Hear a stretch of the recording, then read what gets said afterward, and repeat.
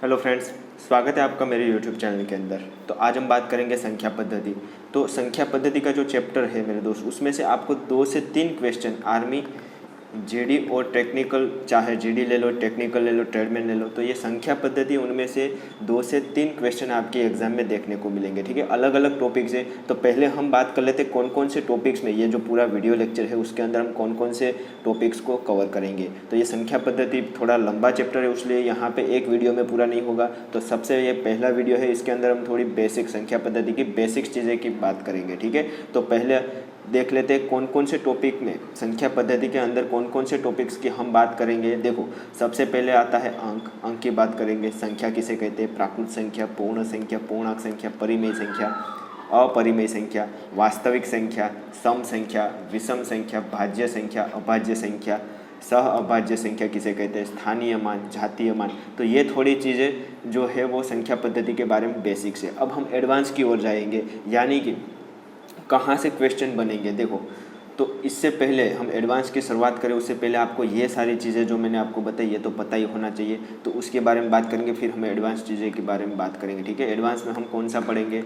देखो, तो पहला टॉपिक है हमारा प्राकृत संख्याओं का योग। प्राकृत संख्या जो हमने यहाँ पे पहले पढ़ेंगे, उसका योग कैसे करते हैं उसके बारे में बात करेंगे। ठीक है, 1 + 2 + 3 ऐसी n प्राकृत संख्या, तो ऐसे विविध क्वेश्चन हम बनाएंगे। संख्याओं के वर्गों का योग, ठीक है, 1 का स्क्वायर + 2 का स्क्वायर + 3 का स्क्वायर, ऐसे n का स्क्वायर। तो इसी प्रकार से कोई एक संख्या दे देगा बीच में से उठा के, तो उसका योग कैसे करना है, इन सभी के बारे में बात करेंगे। ठीक है, फिर उसके बाद तीसरा टॉपिक है योग अंतर गुणा पर आधारित प्रश्न। उसके बाद भाज्य, भागफल, शेषफल, शेष के बारे में बात करेंगे। भाज्य, भागफल, शेष और भाज्य है भागफल, भाजक। ठीक है, तो इन सभी के बारे में बात करेंगे। गुणा और भाग के बारे आधारित प्रश्न के हम बात करेंगे। भाज्यता पर आधारित प्रश्न की हम बात करेंगे। उसके बाद जो अगला टॉपिक करीबन, देखो अगला टॉपिक है हमारा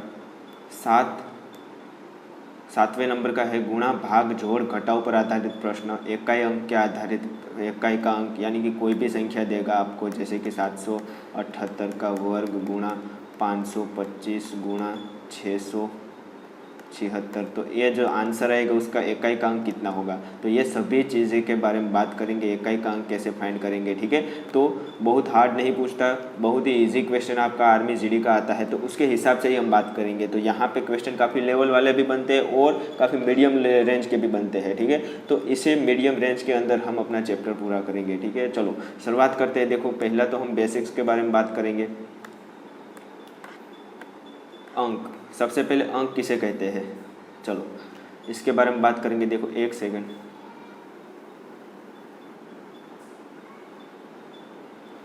चलो 2 मिनट और लूँगा आपका, 2 मिनट से ही कम। ओके, चलो ठीक है। चलो, अंक किसे कहते हैं और संख्या किसे कहते हैं।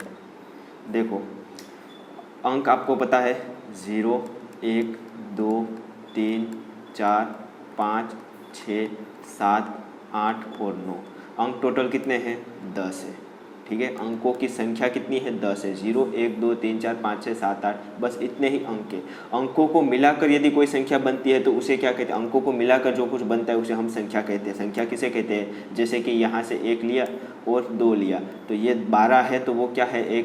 2 अंकों के बनी एक संख्या है। उसी प्रकार से हम 13 लेंगे तो 13 क्या है? 2 अंकों से बनी संख्या। उसी प्रकार से हम 978 लेंगे तो ये क्या है? 3 अंकों से, देख सकते हैं आप 3 अंक है यहाँ पे, 9, 7, 8। इसी तरह ये 3 अंकों से बनी एक संख्या है, यानी कि अंकों के उपयोग करके हम संख्या को बना सकते हैं। अब यहाँ पे अंक तो निश्चित है, कितनी अंक है? टोटल 10 अंक है। लेकिन क्या संख्या निश्चित है? संख्या हम कितनी है आप बता सकते हैं कि संख्या कितनी है? नहीं, संख्या कितनी है? अनगिनत संख्या, यानी कि इन्फाइनाइट संख्या है। आप 1 लाख ले लो तो 1 लाख के बाद 1 लाख में आप 1 लाख संख्या लोगे कि मान लो कि 1 लाख संख्या बड़ी, उससे बड़ी कोई नहीं है, तो उसमें आप एक ऐड कर देंगे तो 1 लाख एक उससे भी बड़ी होगी। यानी कि ये हम संख्या को निर्धारित नहीं कर सकते कि कितनी संख्या टोटल इस पृथ्वी के ऊपर या फिर इस यूनिवर्स के अंदर है। चलो, अंक बता दिया, अब संख्या बता दिया। अब थोड़ी और एक बात आपको याद रखनी है, सबसे बड़ी संख्या और सबसे छोटी संख्या। ठीक है, तो यहाँ पे आपको कैसे क्वेश्चन बनेगा, देखो सबसे पहले आपको पता होना चाहिए कि एक अंक की सबसे बड़ी संख्या कौन सी है। एक अंक की बड़ी संख्या 9 है, इससे बड़ी एक अंक की कोई भी संख्या नहीं है। ठीक है, जो अंक है वो भी अपने आप में एक क्या है, संख्या है। जैसे कि 1 है, 2 है, 3 है, वो भी अपने आप में क्या है, एक संख्या है। उसीलिए 9 सबसे एक अंक की सबसे बड़ी संख्या है। इसमें यदि हम एक ऐड कर देंगे तो कितना आएगा, 10। और ये 10 क्या है, एक अंक की 2 अंक की सबसे छोटी संख्या। कितनी है, 2 अंक की सबसे छोटी संख्या। तो ये सभी चीज़ें आपको याद रखनी है। कोई पूछेगा कि आपको एग्जाम में क्वेश्चन पूछेगा कि 3 अंकों की सबसे बड़ी संख्या कौन सी है, तो 3 अंकों की सबसे बड़ी संख्या 999 है। और 3 अंकों की सबसे छोटी संख्या कौन सी है, तो वो कौन सी है, 100 सबसे छोटी संख्या। उससे छोटी एक भी संख्या 3 अंकों की नहीं है। इससे छोटी आप 1 जाएंगे तो 1 करेंगे तो क्या आएगा, वो 99 आ जाएगा, यानी कि ये 2 अंकों की हो गई। तो 3 अंकों की सबसे छोटी संख्या कौन सी होगी, 100 होगी। चलो अब पूछे कि 5 अंकों की सबसे बड़ी संख्या कौन सी है, तो 5 अंकों की सबसे बड़ी संख्या कौन सी होगी, 99,999। सबसे छोटी संख्या पूछे तो 10,000। ठीक है, तो ये सारी चीज़ें आपको याद रखनी है। चलो आगे बढ़ते हैं। अगला है प्राकृत संख्या, पूर्ण संख्या और पूर्णांक संख्या। देखो प्राकृत संख्या किसे कहते हैं, प्राकृतिक संख्या की शुरुआत जो होती है वो 1 से होती है, फिर 2 आएगा, 3 आएगा, 4 आएगा। तो ये सभी क्या है, शुद्ध प्राकृतिक संख्या, अनंत तक जाएगी। तो प्राकृतिक संख्या की शुरुआत 1 से लेकर अनंत तक होती है, उसे हम क्या कहते हैं, प्राकृतिक संख्या। इसके बीच में यदि आप मान लो कि 1.5, तो 1.5 पॉइंट वाली कोई भी चीज़ें यहाँ पे नहीं आती, शुद्ध प्राकृतिक संख्या। ठीक है, 1, 2, 3, 4, 5, 6 ऐसी प्राकृतिक संख्या को हम क्या कहेंगे, ऐसी संख्या को प्राकृतिक संख्या कहेंगे। पूर्ण संख्या किसे कहते हैं, तो यहाँ पे प्राकृतिक संख्या में एक संख्या हम कम लग रही है, और वो कौन सी आप बता सकते हैं, 0। ठीक है, तो 0, 1, 2, 3, 4, तो ये सभी संख्या कौन सी है, 0 से लेकर अनंत तक की सभी संख्याएं पूर्ण संख्या है। आपको क्वेश्चन पूछे कि सबसे छोटी प्राकृतिक संख्या कौन सी है, तो आप बता देना 1 सबसे छोटी प्राकृतिक संख्या है। सबसे छोटी पूर्ण संख्या कौन सी है, तो 0 सबसे छोटी पूर्ण संख्या है। चलो अब बात करते हैं पूर्णांक संख्या की। देखो पूर्णांक संख्या में धन पूर्णांक, ऋण पूर्णांक और 0 का समावेश होता है। ठीक है, चलो धन पूर्णांक क्या है, ऋण पूर्णांक क्या है, वो आपने संख्या पद्धति में पढ़ा होगा, तो संख्या रेखा में पढ़ा होगा। देखो तो पूर्णांक है, उसमें धन पूर्णांक क्या है, तो धन पूर्णांक यानी कि धन संख्या, यानी कि 1, 2, 3, 4 ऐसे धन में जितनी भी संख्या वो क्या होगी, धन पूर्णांक होगी। ऋण पूर्णांक किसे कहते हैं, तो -1, -2, -3, -4, तो ये से अनंत तक, -इन्फिनिटी तक, ये सभी संख्या क्या है, ऋण पूर्णांक है। अब और कौन सी संख्या का समावेश होता है, 0 का समावेश होता है। देखो यानी कि अब यदि हमें सही ढंग से लिखना है तो 0, 1, 2, 3 से लेकर अनंत तक की संख्या, और -1, -2, -3 से लेकर अनंत तक की संख्या को हम क्या कहेंगे, तो ये हमारी हो गई पूर्णांक संख्या। ठीक है, यहाँ से क्वेश्चन कैसे बनेगा, आपको पूछेगा कि सबसे छोटी पूर्णांक संख्या कौन सी है। सबसे छोटी पूर्णांक संख्या, क्या आप इसे निर्धारित कर सकते, नहीं कर सकते। सबसे बड़ी पूर्णांक संख्या क्या है, वो भी आप निर्धारित नहीं कर सकते। लेकिन आपको पूछेगा, आपको इतना पता होना चाहिए कि -1 और -2 में सबसे बड़ी संख्या कौन सी है, तो -1 और -2 में सबसे बड़ी संख्या है -1। क्यों, क्योंकि 0 के ऋण संख्या, ऋण पूर्णांक में याद रखना है, जो 0 के सबसे करीब होता है वो क्या होती है, बड़ी होती है। क्या मैंने कहा, जो 0 के सबसे करीब होता है, जो 0 से करीब होता है, किसमें, ऋण पूर्णांक में। ठीक है, तो ऋण पूर्णांक में जो 0 के सबसे करीब होता है वो क्या होता है, वो सबसे बड़ी संख्या होती है। यानी कि मैं एक बात करूँ, -0.5 और 1, -1, इनमें सबसे बड़ी संख्या कौन सी होगी, तो इन दोनों में आपको बताना है कि कौन सी संख्या 0 के करीब है, 0.5 करीब है, -0.5 करीब है, यानी कि ये हमारी क्या होगी, सबसे बड़ी संख्या होगी। यदि आपको कोई पूछे कि -1 और 1, इसमें सबसे बड़ी संख्या कौन सी है, ओबियसली बात है, माइनस संख्या हमेशा धन संख्या से कम होती है, यानी कि छोटी होती है, यानी कि धन संख्या होगी वो हमारी बड़ी होगी। यानी कि बात करूँ मैं -1 और 0.000001, इसकी भी बात करूँ तो ये भी संख्या क्या होगी, -1 से बड़ी होगी, क्योंकि ये धन पूर्णांक है। ठीक है, धन पूर्णांक हमेशा ऋण पूर्णांक से बड़ी ही होती है। चलो, तो ये थी पूर्णांक संख्या की बात। आगे बढ़ते हैं, अब देखते हैं परिमेय संख्या। देखो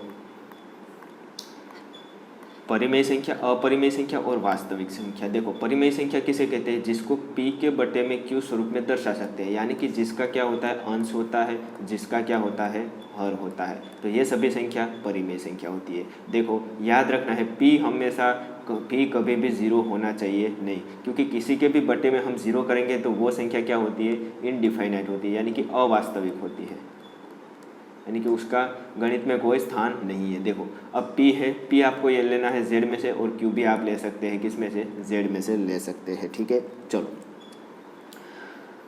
अब कोई भी संख्या ले लो, मान लो कि 1 है, 1 के बटे में 2, तो इसका अंश है, इसका हर है, यानी कि ये क्या होगी, परिमेय संख्या होगी।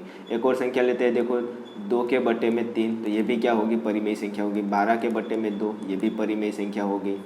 12 के बटे में 3, ये भी परिमेय संख्या होगी। देखो अब 6 है, तो ये कौन सी संख्या है, तो ये भी हमारी परिमेय संख्या ही है। क्यों परिमेय संख्या क्यों है, क्योंकि 6 को हम 6 के बटे में 1 लिख सकते हैं, 6 को हम 12 के बटे में 2 लिख सकते हैं, 6 को हम 24 के बटे में 4 लिख सकते हैं। ठीक है, तो ये भी आप दर्शा सकते हैं, 6 को 12 बटे में 2, यानी कि p बटे q स्वरूप में हो गया, यानी कि इसका भी अंश है, इसका भी हर है, तो ये क्या होगी, 6 भी क्या होगी, एक प्रकार की अपरिमेय संख्या होगी। उसी प्रकार से बात करेंगे, देखो 0.1 है, तो ये क्या है, ये भी परिमेय संख्या। कैसे, क्योंकि 0.1 को भी हम p बटे q स्वरूप में दर्शा सकते हैं। कैसे, तो कि 1 के बटे में हम 10 करेंगे तभी तो 0.1 आएगा, तो ये भी क्या है, हमारी परिमेय संख्या, क्योंकि यहाँ पे अंश है, उसका हर है। 0.25 की बात करें, ये भी हमारी क्या है, परिमेय संख्या, क्योंकि 25 के बटे में हम 100 लिख सकते हैं। ठीक है, और चीज़ें की बात करेंगे, देखो अंडर रूट के अंदर 4, अंडर रूट के अंदर 4 है, तो ये कौन सी संख्या, परिमेय संख्या, क्योंकि 4 का वर्गमूल निकल सकता है, कौन सा आता है, 2, और 2 तो आपको पता है परिमेय संख्या। कैसे, क्योंकि 2 को हम 2/1 लिख सकते हैं, 4/2 लिख सकते हैं, कितनी सारी p बटे q स्वरूप में हम दर्शा सकते हैं। उसीलिए अंडर रूट के अंदर 4 भी कौन सा होगा, हमारा परिमेय संख्या होगा। ठीक है, लेकिन मेरे दोस्त अब बात करें अपरिमेय संख्या की, तो अंडर रूट के अंदर 3 हमारा क्या होगा, अपरिमेय होगा, क्योंकि 3 का वर्गमूल निकलता है, नहीं निकलता। अब निकलने जाएंगे, आप कैलसी में करेंगे या फिर मोबाइल में करेंगे, तो आपको पॉइंट के बाद अनिश्चित संख्या होगी। क्या होगी, अनिश्चित संख्या, यानी कि कभी 3, 4, 5, 7 ऐसे अनिश्चित हो, हम डिफाइन नहीं कर सकते, यानी कि इसको हम p बटे q स्वरूप में नहीं दर्शा सकते, इसलिए ये कौन सी होगा, हमारी अपरिमेय संख्या होगी। और चीज़ की बात करेंगे, देखो 0.3468 ऐसी अनंत तक संख्या, यानी कि यहाँ पे पॉइंट के बाद हम इसे निश्चित नहीं कर सकते कि कौन सा अंक आएगा, तो इसलिए ये कौन सी होगी, हमारी अपरिमेय संख्या होगी। उसी प्रकार से बात करेंगे, देखो अंडर रूट के अंदर 7, ये भी हमारी अपरिमेय संख्या होगी। ठीक है, अब आपको बताना है, कमेंट करके बता देना है कि ये 0.25, 25, 25 या फिर मान लो 0.3333, ये कौन सी संख्या, ये आपको हमें कमेंट करके बताना है। 0.333 ऐसी अनंत तक संख्या जाती है, ये कौन सी संख्या है, तो ये मैं आपको अभी भी बता देता हूँ, ये कौन सी संख्या होगी, हमारी परिमेय संख्या होगी। कैसे, तो आप कहेंगे कि सर आपने तो बोला था कि ये पॉइंट के बाद ऐसे अनंत तक जाएगा, तो ये क्या होगी, अपरिमेय संख्या। मैंने क्या बोला था, पॉइंट के बाद ये जो संख्या होती है वो अनिश्चित होती है, तो वो क्या होगी, अपरिमेय होगी। लेकिन यहाँ पे संख्या क्या है, पॉइंट के बाद 3 3 3 3 बार बार आ रहा है। ठीक है, यानी कि इसे दूसरे शब्दों में लिखना है तो 0.3 बार भी लिख सकते हैं, 0.33 बार भी लिख सकते हैं, तो ये क्या होगी, हमारी अपरिमेय संख्या होगी। यानी कि इसका कहने का अर्थ है, इसे हम p बटे q स्वरूप में दर्शा सकते हैं। ठीक है, तो आपकी एक्स्ट्रा इन्फॉर्मेशन के लिए इसे किस प्रकार से दर्शाएंगे, देखो ये मैं आपको बताऊंगा, ये आपकी एग्जाम के लिए इंपॉर्टेंट नहीं है, लेकिन फिर भी मैं आपको बता देता हूँ कैसे हम इसे p बटे में q स्वरूप में दर्शा सकते हैं। देखो एक संख्या लेते हैं, 0.333 थी, ये अनंत तक थी, इसके बराबर हम x सपोज करेंगे। ठीक है, अब दोनों साइड हम 10 से गुणा करेंगे, तो 3.333 ऐसे अनंत तक जाएगा। अब 10x है, उसको 3 प्लस 0.333 इस प्रकार से लिख सकते हैं। ठीक है, अब यही क्या है, हमने क्या सपोज किया था, इसे x सपोज किया था, यानी कि 10x बराबर 3 प्लस x, तो यहाँ पे x को यहाँ पे जाने देंगे तो 9x होगा, और 9x बराबर क्या आएगा, 3, तो x बराबर 1/3 आएगा। 9 यहाँ पे जाएगा, हर में जाएगा, 3 से कट जाएगा, 1/3 आएगा। अब आपको कैलसी में करके देख लो, 1/3 करेंगे तो आपका आंसर 0.3333 ऐसे अनंत तक जाएगा, यानी कि इसे हमने p बटे q स्वरूप में दर्शा दिया, यानी कि ये क्या होगी, हमारी परिमेय संख्या होगी, सिंपल है, ठीक है। तो यहाँ पे हमने परिमेय संख्या देखा, अपरिमेय संख्या देखी, अब हमें क्या देखेंगे, वास्तविक संख्या। वास्तविक संख्या किसे कहेंगे, जिसमें सभी संख्याओं का समावेश होता है, परिमेय है, अपरिमेय, प्राकृत, पूर्ण, पूर्णांक, सभी संख्याओं का समावेश होता है, वो कौन सी होगी, हमारी वास्तविक संख्या होगी। एक और चीज़ यहाँ पे हम नोटिस करेंगे, देखो मैं यहाँ पे कहूँगा क्या सभी पूर्ण संख्या प्राकृत संख्या है, मैंने क्या कहा, क्या सभी पूर्ण संख्या प्राकृत संख्या है, क्या सभी पूर्ण संख्या प्राकृत संख्या है, तो आपका आंसर होगा नहीं।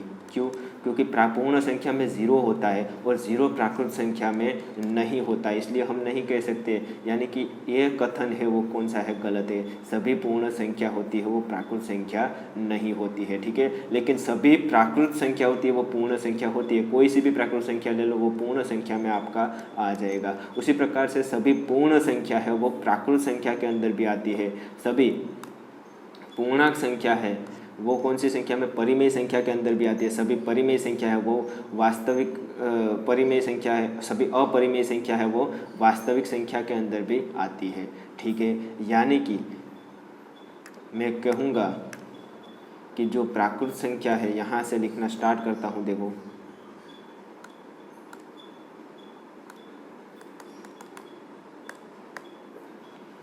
प्राकृत संख्या वो किस में आई हुई है, प्राकृत संख्या है वो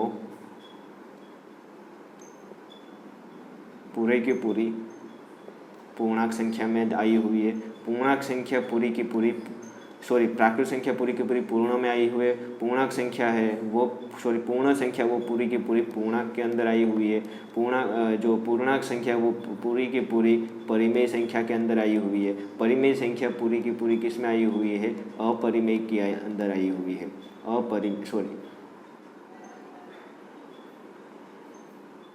अपरिमेय के अंदर नहीं आई हुई है, ठीक है। क्योंकि सभी परिमेय संख्या, अपरिमेय किसे कहेंगे, जो परिमेय नहीं होती वो क्या होगी, अपरिमेय होगी। यानी कि यहाँ पे कोई भी अंक होगा वो हमें कभी भी अपरिमेय संख्या नहीं होगी। अपरिमेय संख्या किसे कहते हैं, जिसे P/Q स्वरूप में नहीं दर्शा सकते, वो हमारी अपरिमेय संख्या होगी, ठीक है। और सभी संख्याएं वास्तविक संख्या के अंदर आती है, ये भी आपको बात याद रखनी है। चलिए, तो यहाँ पे अब हम बात करेंगे सम संख्या की।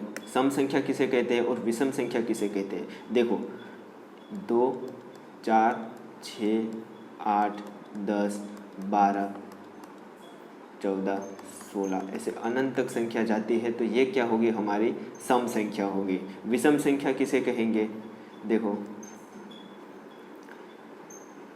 विषम संख्या कहेंगे 1, 3, 5, 7,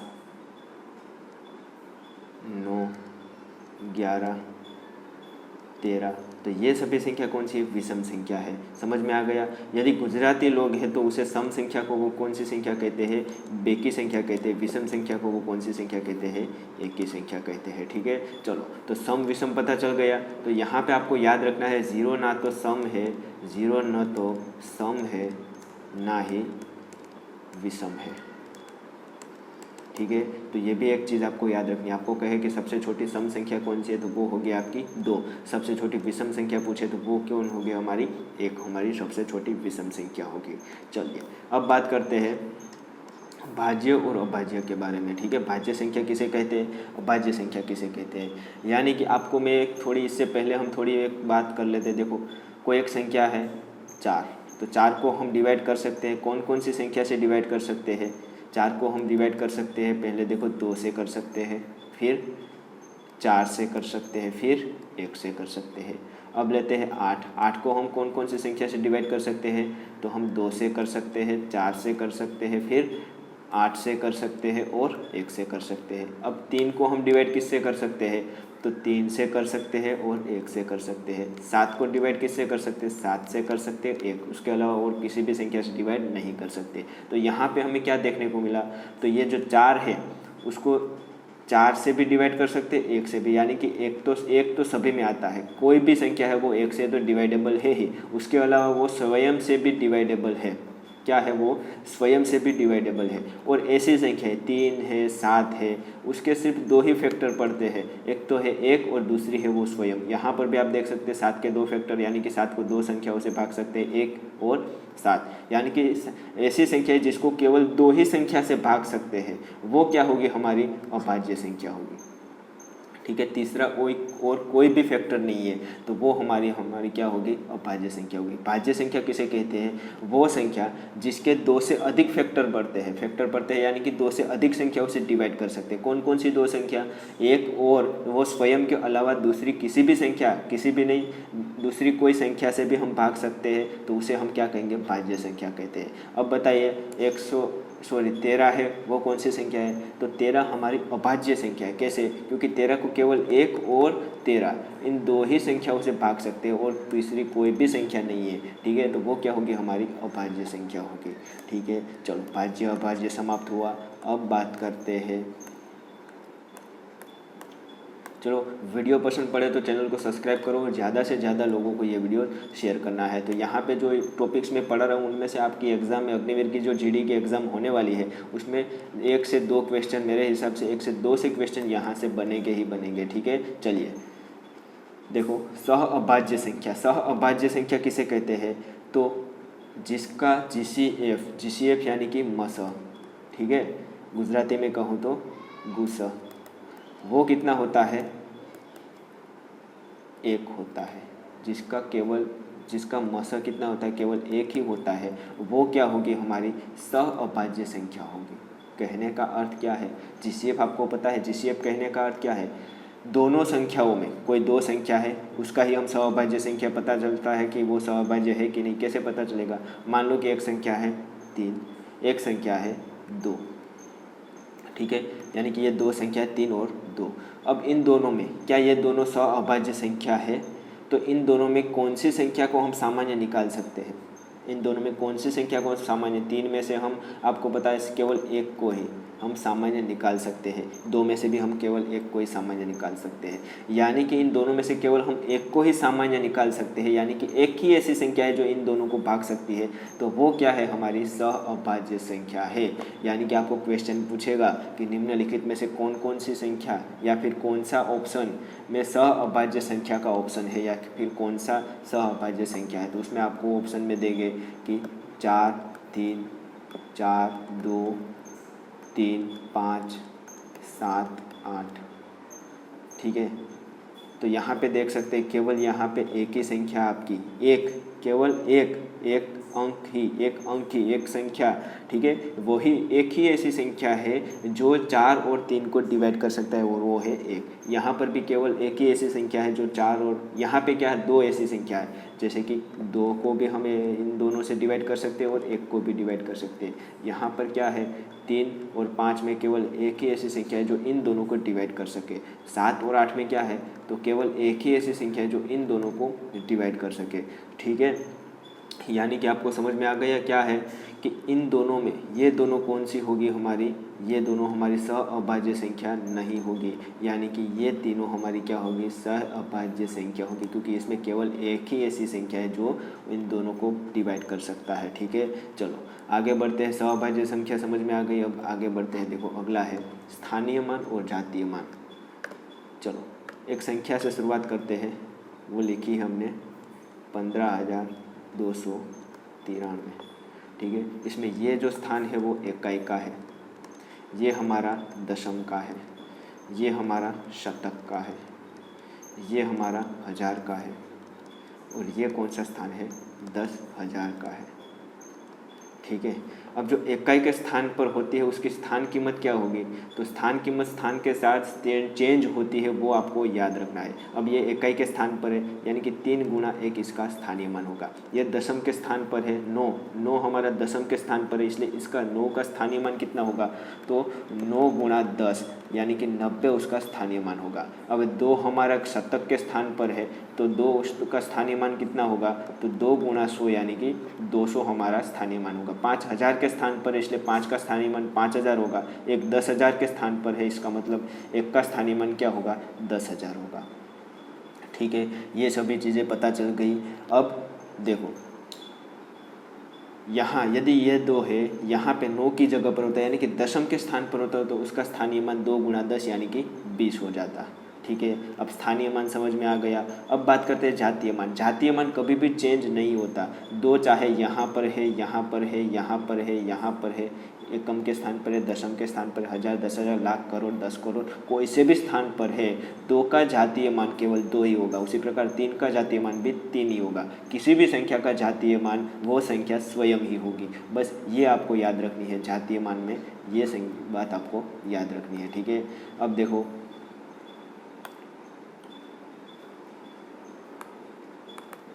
चलो एक संख्या लेता हूँ आपको समझाने के लिए। एक संख्या है 52। ठीक है, तो 52 में 2 इकाई के स्थान पर है और 5 दशम के स्थान पर है। तो ये कैसे बनी? तो 5 दशम के स्थान पर है यानी कि 5 गुणा 10, और 2 इकाई के स्थान पर है यानी कि 2 गुणा 1, यानी कि 10, 5, 50 और 2 एकम 2, इन दोनों का योग करेंगे तभी ये 52 बनेगी। उसी प्रकार से एक संख्या लिखते हैं 123। इसमें 3 एकम के स्थान पर है, 2 दशम के स्थान पर है और 1 शतक के स्थान पर है, यानी कि 1 गुणा 100 1 का स्थानीय मान, 2 गुणा 10 2 का स्थानीय मान और 3 गुणा 1 3 का स्थानीय मान, यानी कि 100 प्लस 20 प्लस 3 करेंगे तभी ये संख्या बनेगी 123। तो ये एक चीज़ आपको दिमाग में बिठा लेनी है। ठीक है, चलो स्थानीय मान और जातीय मान कंसेप्ट क्लियर हो गया। अब बात करते हैं, देखो पॉइंट वाली संख्या का स्थानीय मान जातीय मान कैसे निकालना है। लेकिन देखें कि जैसे कि 1.234 ऐसी संख्या दे है, तो यहाँ पे 2 का स्थानीय मान कितना होगा, 3 का स्थानीय मान कितना होगा, 4 का स्थानीय मान कितना होगा, ये कैसे पता चलेगा। देखो यहाँ पर 1 हमारा कौन से स्थान पर है, इकाई के स्थान पर है। ठीक है, अब यहाँ पे जो पॉइंट के बाद इस तरफ, पॉइंट के जमनी तरफ, पॉइंट के दाईं ओर जो संख्या है उसका स्थानीय मान कौन सा होगा, तो वो 1 में दशम के स्थान पर होगा। ठीक है, पॉइंट के बाद ये स्थान है वो कौन सा होगा, 1 में शतक के स्थान पर होगा। पॉइंट के बाद ये संख्या कौन से स्थान पर होगी, 1 में हजार के स्थान पर होगी। ठीक है, अब आपको 2 का पूछे तो 2 के बटे में दशम, तो 2 यहाँ पे दे है यानी कि एकम और ये दशम, यानी कि 1 के बटे में दशम के स्थान पर है, तो 2 गुणा 1 के बटे में 10 यानी कि 2 बटे में 10 इसका स्थानीय मान होगा, जिसे हम 0.2 कहते हैं। 3 का पूछेगा तो आपको कहना है 3 गुणा 1 बटे में 100, यानी कि 3 के बटे में 100, यानी कि पॉइंट यदि यहाँ पर है बटे में 0 है तो 0.03 आपका आंसर रहेगा। ये 3 का स्थानीय मान है। 4 का स्थानीय मान कितना होगा, 4 के बटे में 1000, यानी कि 0.004 ये 4 का स्थानीय मान होगा। बेहद सिंपल है। ठीक है, अब दूसरा एक ट्रिक, यदि आपको डायरेक्ट पूछे, डायरेक्ट आंसर देना है, कैसे देंगे, तो 4 का स्थानीय मान पूछा है तो आसपास जितनी भी संख्या वो 0 कर देंगे और पॉइंट को तो पॉइंट के स्थान पर ही रहने देंगे। आसपास मैंने पूछा क्या कहा, 4 का स्थानीय मान कहने को यदि आपको पूछता है तो आसपास जितनी भी संख्या उसे 0 कर देना है। यहाँ पर देख सकते हैं ये 0 पॉइंट, ये क्या होगा, 0 होगा। 3 का स्थानीय मान पूछे तो आसपास जितनी भी संख्या वो 0 कर देना है, तो 0 पॉइंट, ये 1 भी 0 हो जाएगा, पॉइंट तो वही का वही रहेगा, 2 भी 0 हो जाएगा, 3 का 3 वही, 3 के अलावा और सभी संख्या 0 हो जाएगी और यहाँ पर भी 0 हो जाएगा, यानी कि 0.30 को हम 0.03 भी लिख सकते हैं। तो ये हमारा 3 का स्थानीय मान है। ठीक है, तो पॉइंट वाली संख्या का स्थानीय मान पता चल गया। आपको क्वेश्चन पूछे, कैसे पूछेगा, आपको पूछेगा 12,332 में 2 है, अंक 2 है, उसके स्थानीय मानों का अंतर वो ज्ञात करना है। 2 एकम के स्थान पर है इसलिए इसका स्थानीय मान 2 होगा, यहाँ पे 2000 के स्थान पर है इसलिए इसका स्थानीय मान 2000 होगा। ठीक है, अब उसके स्थानीय मानों का अंतर पूछा है। अंतर हमेशा धन होता है, यानी कि बड़ी संख्या में से छोटी संख्या घटाएंगे, 2000 में से 2 घटाएंगे तो 1888 क्या होगा, 2 का स्थानीय मानों का अंतर। ये संख्या उसमें 2 के स्थानीय मानों का अंतर। यदि आपको ये पूछे कि 3 के, यहाँ पे एक ऐसा पूछे कि 1 के स्थानीय मान और जातीय मान का अंतर, इस क्वेश्चन के अंदर आपको ऐसा पूछे कि 1 के स्थानीय मान और जातीय मान का अंतर कितना है, तो 1 कौन से स्थान पर है, 10,000 के स्थान पर है, तो 10,000 में से आपको 1 का जातीय मान यानी कि 1 को निकालेंगे तो 999 आपका आंसर आएगा। ठीक ठीक है। एक चीज़ याद रखनी है, यदि आपको कभी भी ऐसा क्वेश्चन नहीं पूछेगा कि 3 के स्थानीय मान और जातीय मान का अंतर कितना होगा, क्योंकि यहाँ पे 3 दो जगह पर है, तो ये इसका स्थानीय मान 2 अलग अलग होता है, इसलिए ऐसा क्वेश्चन नहीं पूछेगा जहाँ पर 2 से अधिक संख्या वारंवार रिपीट होती है और उसका स्थानीय मान और जातीय मान कंसिडर करने को कहा है, ठीक है। चलो, स्थानीय मान जातीय मान हमारा समाप्त हो गया और लगभग यहाँ पे सारे जो बेसिक कंसेप्ट थे वो मैंने पढ़ा दिए थे। अब थोड़े एडवांस कंसेप्ट की ओर जाएंगे और अगले लेक्चर से उसकी शुरुआत करेंगे। देखो, उसकी एक झलक दिखा देता हूँ कि प्राकृतिक संख्याओं का योग से हम शुरुआत करेंगे, ठीक है, और उसके बाद संख्या के वर्गों का योग, फिर योग अंतर गुणा पर आधारित, ऐसे करीबन 8 से अधिक जो है वो क्या है टॉपिक है जिसके बारे में बात करेंगे, जिससे बाहर आपको संख्या पद्धति में से, यानी कि ऐसा तो नहीं कहूँगा इसके बाहर, लेकिन इन टॉपिक में से आपको 1 से 2 क्वेश्चन बिल्कुल देखने को मिलेंगे आपकी एग्जाम के अंदर, ठीक है। चलो, तो यहाँ पे हमारा जो बेसिक संख्या पद्धति का बेसिक्स का लेक्चर था वो मैंने काफ़ी अच्छे तरीके से पढ़ा दिया है, और अब मिलते हैं अगले लेक्चर में इसके दूसरे पार्ट्स में, जहाँ पर हम ये सभी चीज़ें की बात करेंगे, ठीक है। चैनल को सब्सक्राइब कीजिए और ज़्यादा से ज़्यादा लोगों को ये वीडियो शेयर करना है। चलिए, जय हिंद, जय भारत।